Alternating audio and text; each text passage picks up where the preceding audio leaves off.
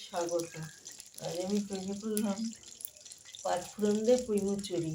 একটু আলু দিয়েছি আর দিয়েছি পাঁচফোড়ন আর নুন মিষ্টি দিয়েছি আর করেছি ফ্যাসা মাছের চচ্চড়ি। অনেক দিন পাই না, পেয়েছি এবার জ্যান্ত এই মাছ ফ্যাসা। আলু, বেগুন, শিম, কাঁচা লঙ্কা, শুকনো লঙ্কা, লবণ, হলুদ দিয়ে চচ্চড়িটা করেছি আর দিয়েছি পেঁয়াজ দিয়ে দিয়েছি। পেঁয়াজটা ভেজে তারপর সবজিটা ফেলে তারপরে আমি রান্না করেছি ফ্যাসা মাছের চচ্চড়ি আর করেছি ফ্যাসা মাছের ফ্রাই। ফ্যাসা মাছটাকে নুন হলুদ মাখিয়ে রেখেছিলাম, একটু লঙ্কা গুঁড়ো আবার সামান্য একটু ময়দা দিয়ে পিট করে নিয়েছি। তারপরে চালের গুঁড়ো আর বেসনে আমি এর মধ্যে কাঁচা লঙ্কা বাটা দিয়েছি, আদা বাটা দিয়েছি, রসুন বাটা দিয়েছি, দিয়ে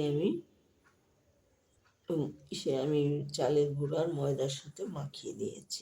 ওইটার সাথে দিয়ে তারপরে আমি ফ্রাই করেছি ফ্যাসা মাছটা। ভালো লাগলে লাইক করুন, শেয়ার করুন, সাবস্ক্রাইব করুন, আমার পাশে একটু থাকুন। আর ভালো লাগলে ভিডিওটা একটু